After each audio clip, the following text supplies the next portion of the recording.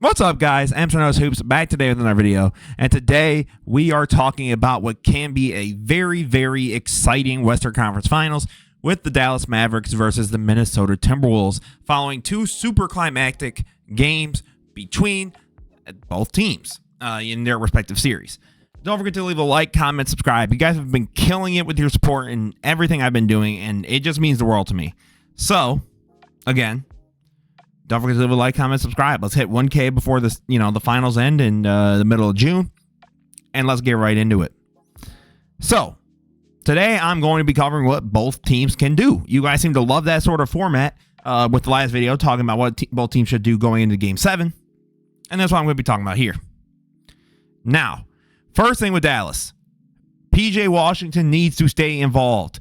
In these playoffs, he's averaging 14, 7, and 2 on 45 from the field, 41 from 3, 54 from the line, but, Now, let's just look at how they've been getting PJ Washington involved and how I think they can replicate it against an even, I would say, much, much better defense. So they're trying to run a little zone, right? Kyrie hands it off. Jaden Hardy goes to drive, right? SGA is sort of having to stay in.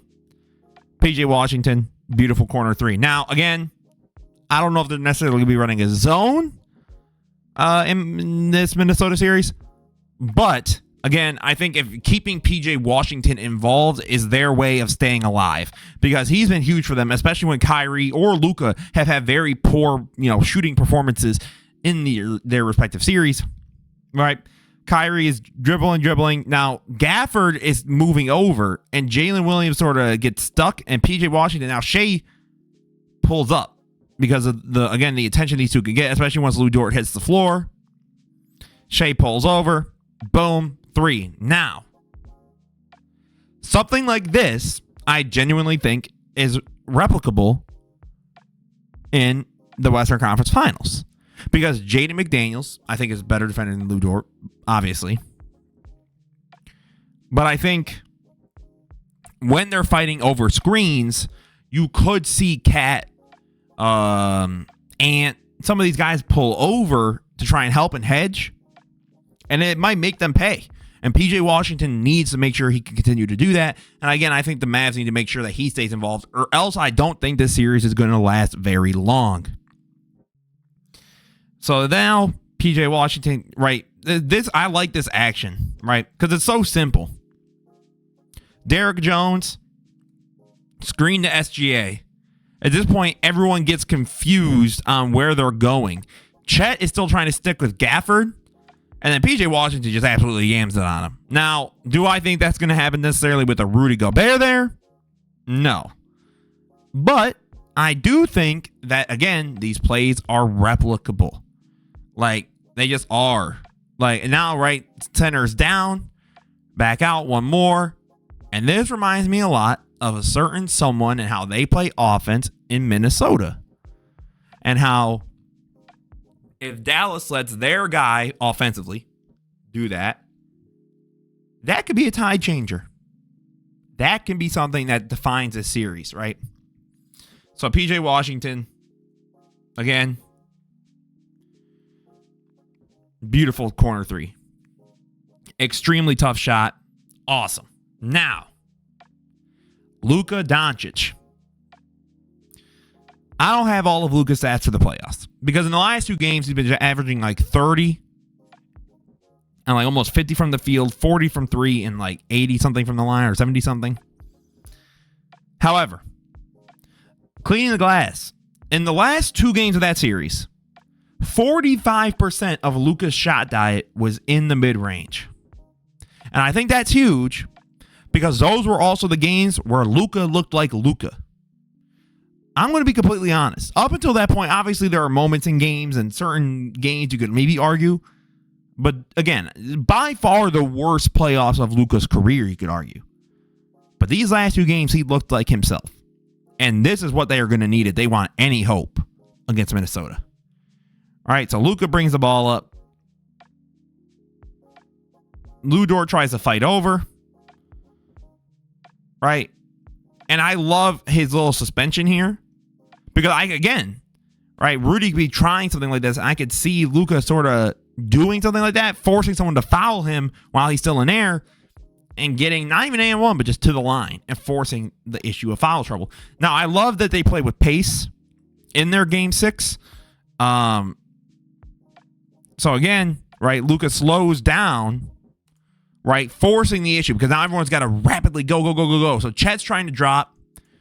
Jalen Williams is like, lost, trying to regain his footing. And at that point, Luka goes, I can pull it. And makes it. Right now, obviously, these shots aren't always guaranteed. These are tough mid-range shots. But these are the looks that you want if you're Dallas and if you want to win.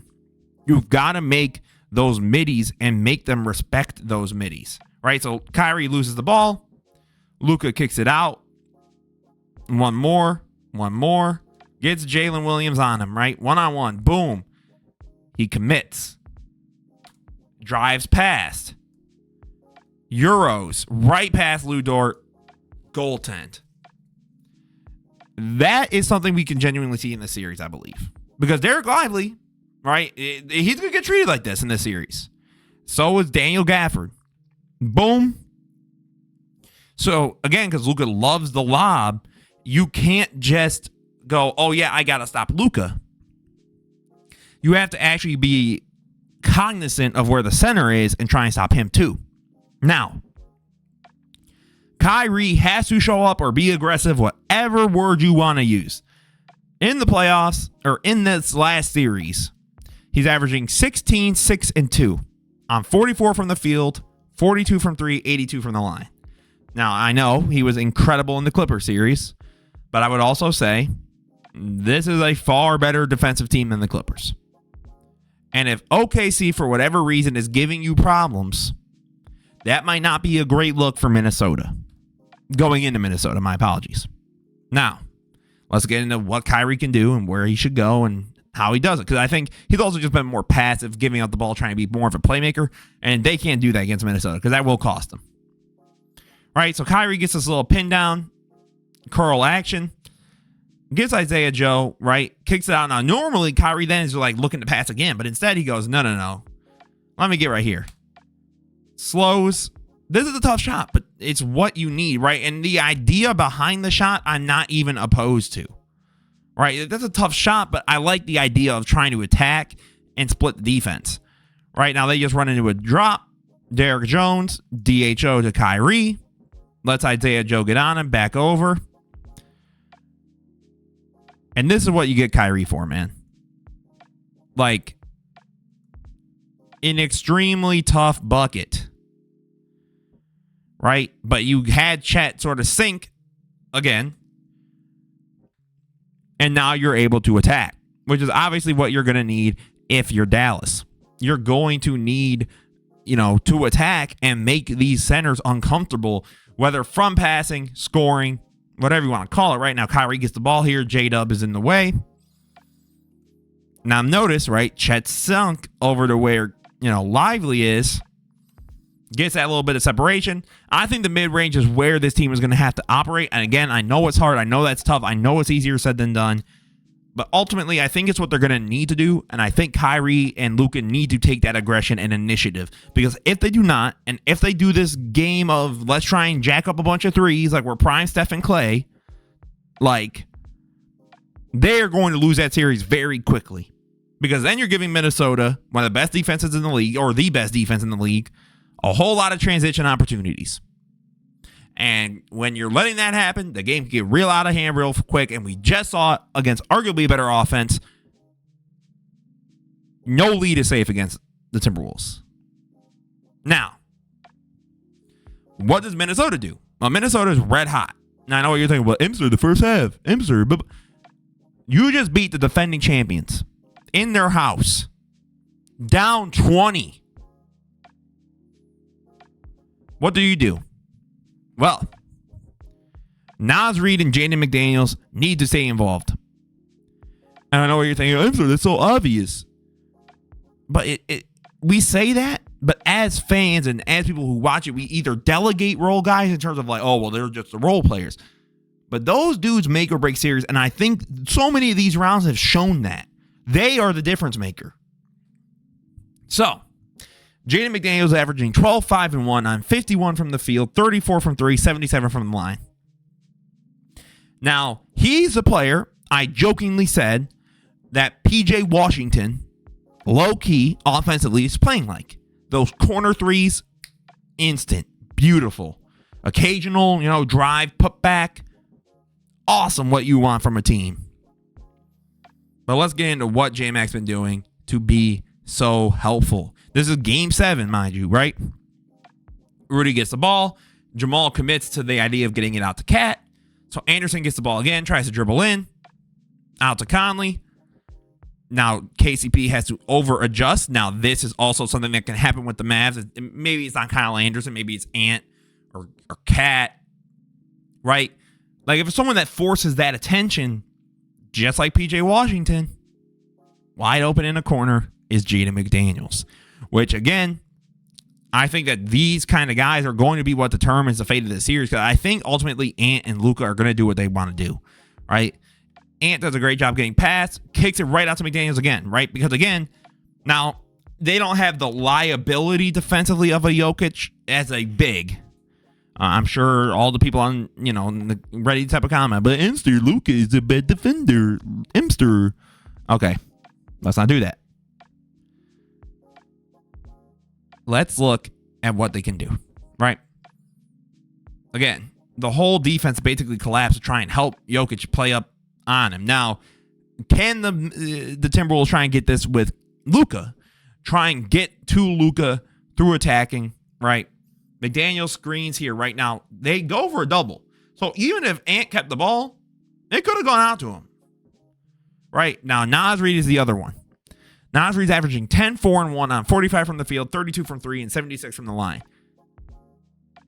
If I am Minnesota, Naz Reid has to be somewhat like he was in Game 7, honestly. At points, he was a focal cog of the offense. Backs down Jamal, backs it down, right? Back out to the corner, 3. But Naz Reid operating as a big, but mobile like a guard, and just has those the moves. It's huge. Now, if I am, honestly, this could go for both ways. If I'm Dallas, I'm trying my best to double Ant. Now, the only reason I say I'm trying my best is I don't know if they necessarily have the perimeter defense that the Minnesota has. But if I am Minnesota, I'm doubling Luka or Kyrie. Immediately up the court, because Luka loves those high pick and rolls. Go over, go under, however you want to do it, and double Luka. That's how a lot of his turnovers have been generating this year. Similar to Ant. Like, if you double both of these ball handlers, make everyone else have to try and do something, you can make the series very uncomfortable, right? Luka's bringing it up slowly. Gafford's like, okay, let's run it. J-Dub goes right over. He ain't even worried about Gafford. Chet closes it off, bounces into Luka. Boom. Right, there's nowhere he can really get out of. Turnover. That is how you're going to play and win against the Mavs. You're going to have to double. And you're going to have to do it effectively from the rip. Now, again, right, you got Luka here. They go for Giddey. Dort recovers, goes over, boom. Jaden McDaniels can do something like that. Now, the one reason I think Dort's even better at screen navigate, he's just bigger. Pause. And then again, right, Lou Dort forces Luka into the spin. And you see Chet does a great job of closing this gap of the possible pass. And I think Rudy or Cat could do that. They can see that. And boom. Deflected. Fast break opportunity. That is how you're going to get into this series. Now, finally, Anthony Edwards needs to be consistent. Now, again, I'm sure I'm going to get the comments, but Imser, he's averaging 29, 6, and 6 on 50, 40, 84. Overall stat numbers, you are absolutely correct. However, in Game 7, I'm going to be 100% honest. Ant is lucky that the Nuggets choked like they did. Because otherwise the conversation would be, Ant, what the hell was that in Game 7? Because that was awful. Right? And even in some of the games of the Nuggets series, having like 19 on bad shots. Like, he's going to have to be consistently on the A game, or at least long enough to where if he has that one bad game, maybe the Mavs are in such a hole it doesn't matter, just in the lead of the series. Maybe role guys have sort of stepped up like they did in Game 7. But let's get into it, right? And look at what Ant can be doing to make sure he's more consistent. Right? Ant going. And I like this shot is dumb. Shout out to my homie Josh. He's actually my thumbnail guy. Known him on the Discord. It's always linked in the description. For a long time. Like 2 years, 3 years now. We have always joked about this dude Ant with those stupid pull-up threes. And Luka kind of has been doing something similar. Do not bail these good defenses out. Make them work. Now, obviously, if it's wide open, or if a Luka or Kyrie or an Ant or even a Cat is feeling it, like they're red hot, okay, sure. But otherwise, that is a dumb shot. I'm sorry, it just is. Like, that makes no sense. Right? Ant's coming up the court now, right? They go over. Aaron Gordon's on. Now you see, by the way, Jamal starts slowly going over for the hedge. KCP was about to go over for the hedge, but he's like, hold on, this is Mike Conley. He can hit that. Now, I am not against a shot like this. My only issue is when you're against a bigger defender like that, and you don't really get him to go that far behind you, you're asking for a lot. But again, similar to Luka, I think when Ant is attacking / going to the midi, things just look so much better, right? Like, look at this transition. Boom. Get out. Let Ant get easy starts.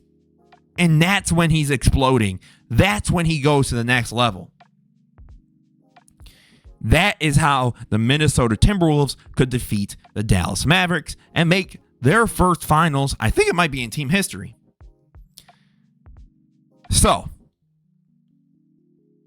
this was Amster Knows Hoops. I want to know what you guys think down below. Do you agree with my analysis? Do you think that doubling one of these two guys is going to end poorly? Do you think that the players I picked to be more involved was the right picks, or do you disagree? As always, guys, this was Amster Knows Hoops. Don't forget to leave a like, comment, subscribe. Have a beautiful rest of your day, guys. Peace out. Peace out.